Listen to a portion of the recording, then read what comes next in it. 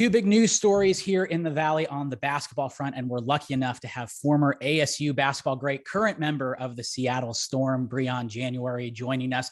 Briann, thank you so much for joining us. And let's start things off here with the news of Brittney Griner. She was detained in Russia for having hashish oil in her luggage. You were teammates with Brittney. It's a complicated topic. We're still getting kind of small pieces of information here and there. Just what was your initial reaction when you heard the news of what was going on with Brittney Griner? Just my concern for her and, her well-being. And, I mean, things are a little crazy in Russia, and to be in that situation by yourself, I automatically just kind of, my heart was broken for her, and I just wanted to know she was safe and doing well. That's where I'm at right now. I know you've been to multiple different leagues and multiple different countries playing. Was there ever a time where you felt unsafe, uncertain of kind of the situation going on in that given country?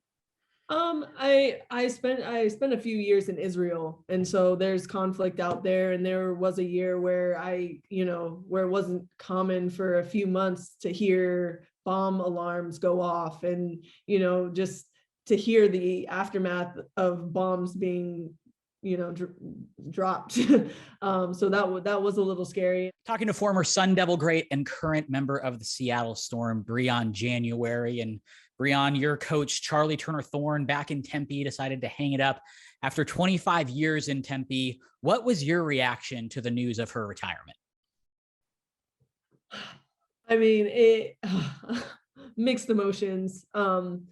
My heart was broken for Sun Devil Nation because of everything she's done for that program and that university. She's poured her heart and soul into that program from day one. And they're just gonna miss her. She's a phenomenal person, and it's gonna be extremely hard to replace her.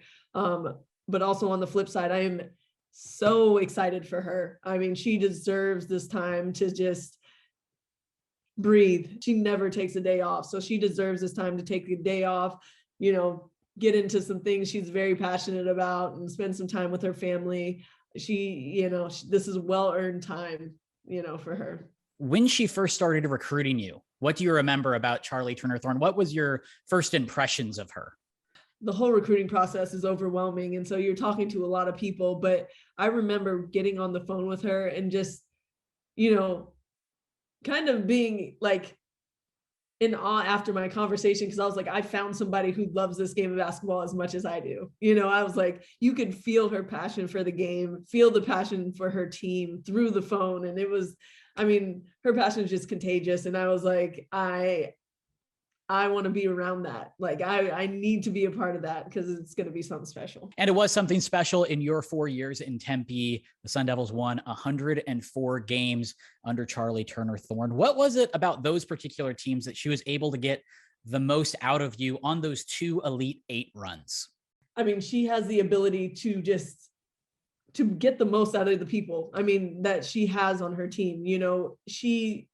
She loves every one of her players, and she extends herself, and she not only, talks the talk, but she walks the walk. She challenges you, she pushes you, but she's right there leading the way, working her butt off every day. And so you see her putting in the work, and, it's part of the culture. I'm sure a lot of people, talked about it, whatever, but it's really a culture of giving, and you want to give all you have for our family, and in doing that, we really we accomplished some great things, and we had some great times. 5 years, 10 years, 20 years down the road, when ASU fans are talking about Charli Thorne, what do you think they're going to talk about first? Man, I don't know. Yeah, I would say just, her giving spirit. Whenever she's around anybody, she makes you feel special. She makes you feel seen. She's always present, and whether that's with fans, donors, she's walking down the street and somebody recognizes her. She always has the time, and that just speaks to her character. And I think that's what they'll talk about the most.